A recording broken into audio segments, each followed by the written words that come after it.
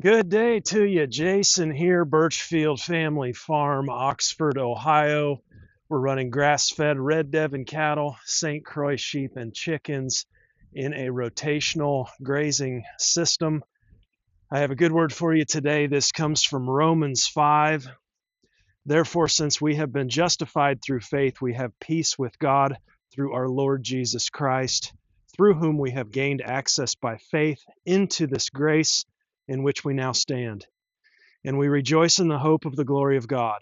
Not only so, but we also rejoice in our sufferings, because we know that suffering produces perseverance, perseverance, character, and character, hope.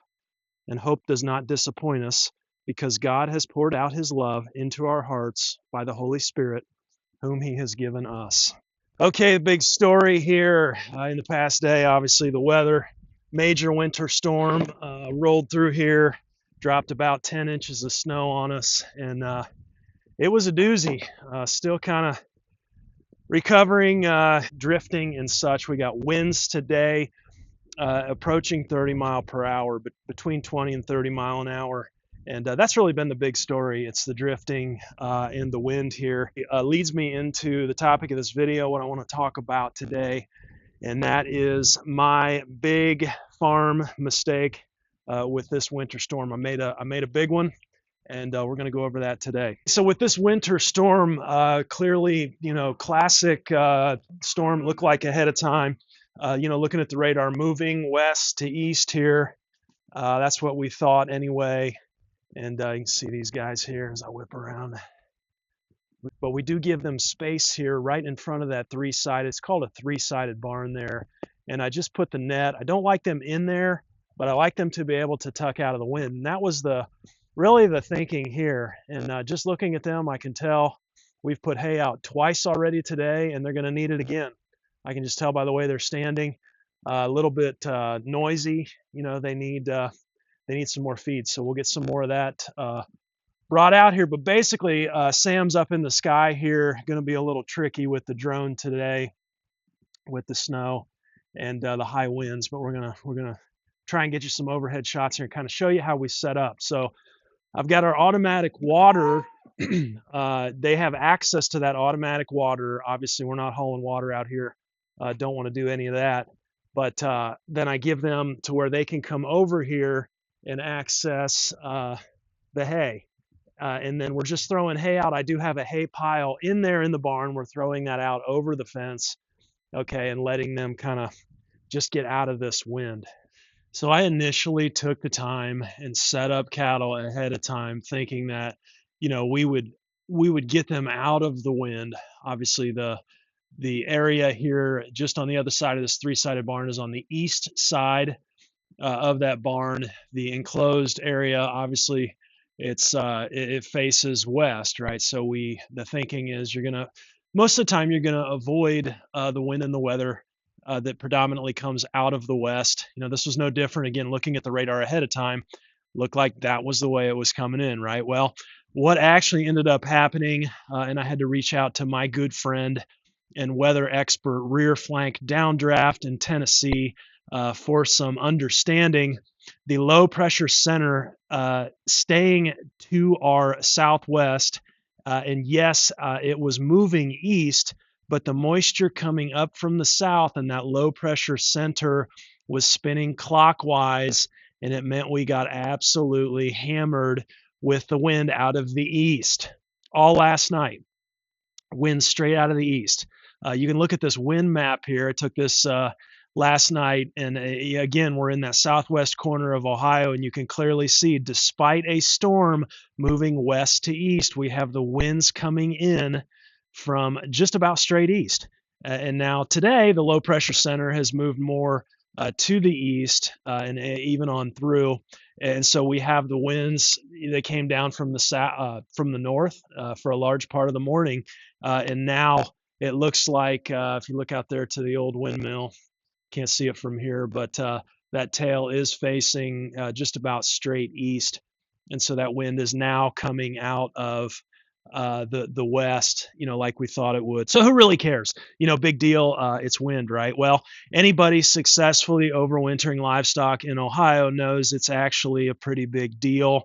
For every 10 miles per hour of winter wind that livestock are exposed to, they will increase energy consumption by an additional 13%. Okay, so 30-mile per hour winds are in the forecast. We've got up around 20 now. What does that mean on a practical level for us here? Trying to keep livestock fed. We talked about, as the temperature drops, the importance of livestock and energy on that last video. I showed you the results of our hay and forage tests through Ohio State University. And so we know our TDN, or total digestible nutrients, again, that's a measure of energy. That TDN we know is right around 57% for our first cutting hay.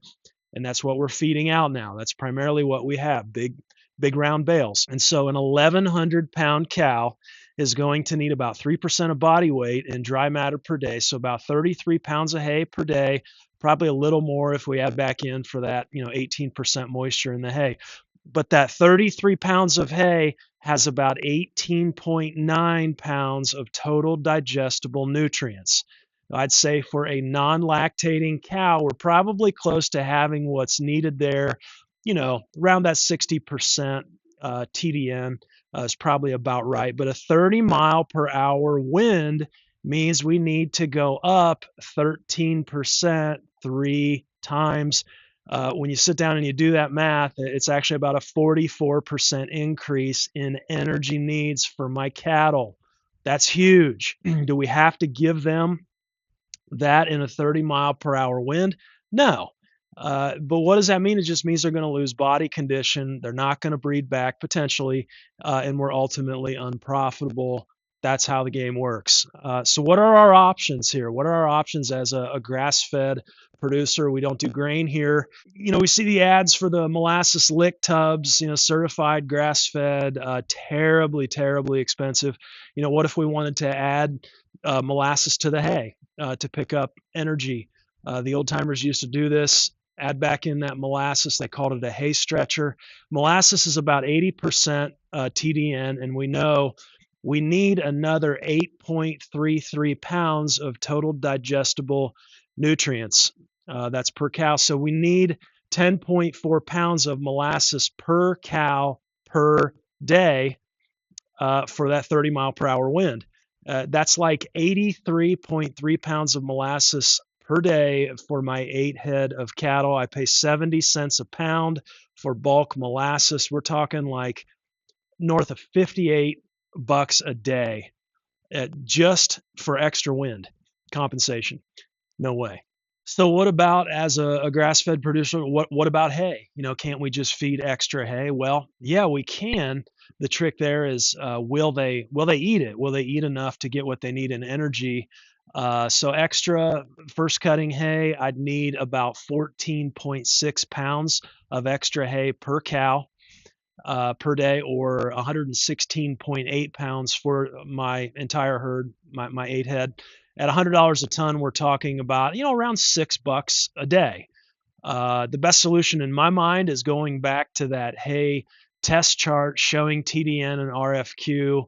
I'll put that up again here. Look at the third cutting hay, but even better yet, look at our homemade grass clipping haylage.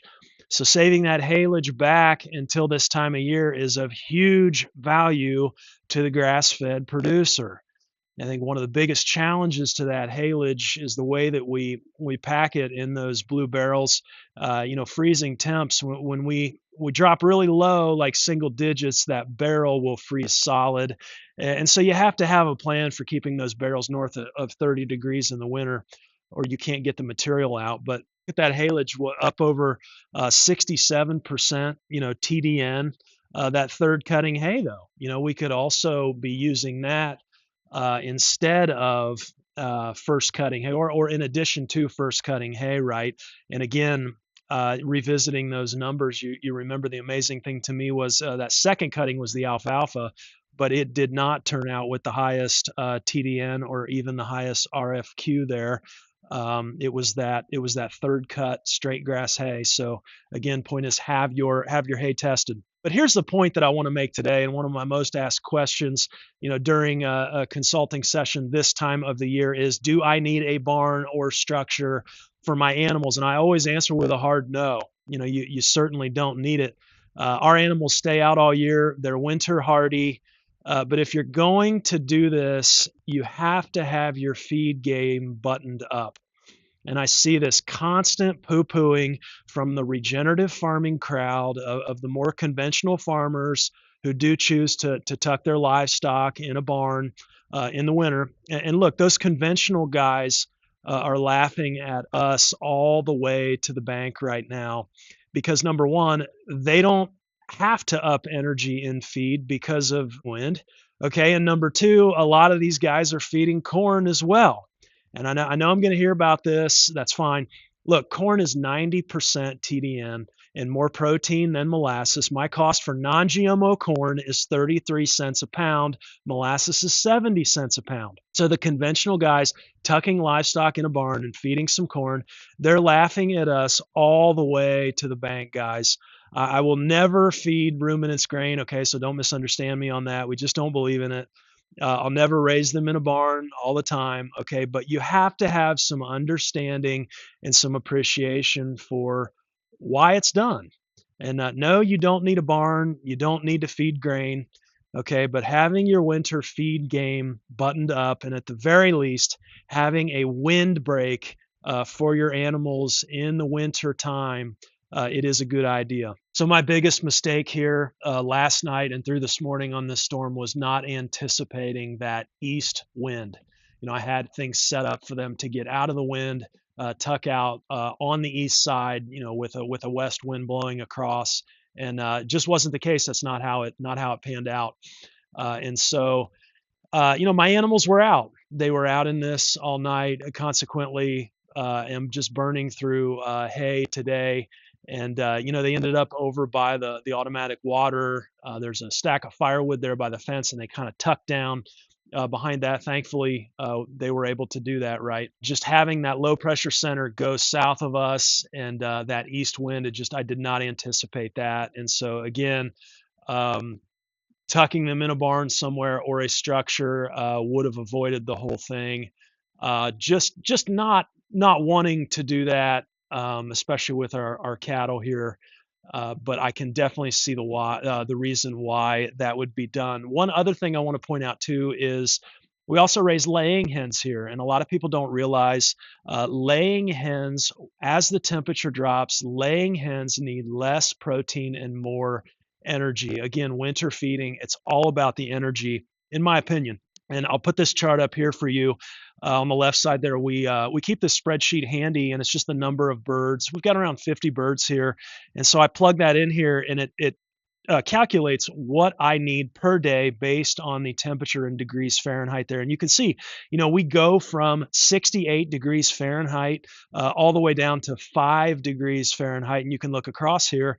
I have an additional 23% actual feed cost for us as we do that. If we go from 68 degrees down to 5 degrees, it costs us another 23% in feed. Okay, that's the point here. And as we do that, we decrease protein. We run a 17% layer feed here, but supplementing with cracked corn. And so you can see as that protein goes down here on the chart, our corn that we give goes up. And so we're supplementing with corn for energy on these layers now. I know I'm going to hear it. We've tried the soy-free, the corn-free feed here, and it's about 40% more cost for us just straight off the bat. And just really, I was not happy with the way that the eggs were turning out. Yolks just did not look as healthy as when we just run our regular layer non-GMO feed here. And so, it's about context. It's about each farm making decisions as to what works for them. But point here is that when we get colder, we've got to keep our finger on the energy, our pulse on the energy. That's going to cost us more if we don't plan ahead. And wind in the wintertime is a big part of this. I know I talked a little bit about wind breaks. I tell you, that can really get tricky as well. You want to look that up. It's not always about just putting something solid out to break the wind, because a lot of times the wind can come around if the structure isn't big enough. And they actually recommend some porosity on a windbreak for livestock. I think one of the best things you can do is maybe having a woods or a natural windbreak. I mean, we see this in nature with the deer and the animals, right? I don't look out in the field on a day like today and see deer and animals out there. That's not what they're doing. They're tucked away trying to conserve that energy. And so, giving our livestock a chance to get out of that wind, I tell you, can really save a lot in the long run, and save a lot on the bottom line too. So, thanks for hanging with me today. Hope you are doing well, and you fared the storm just fine. And be blessed and at peace today. And we will talk to you next time. Take care.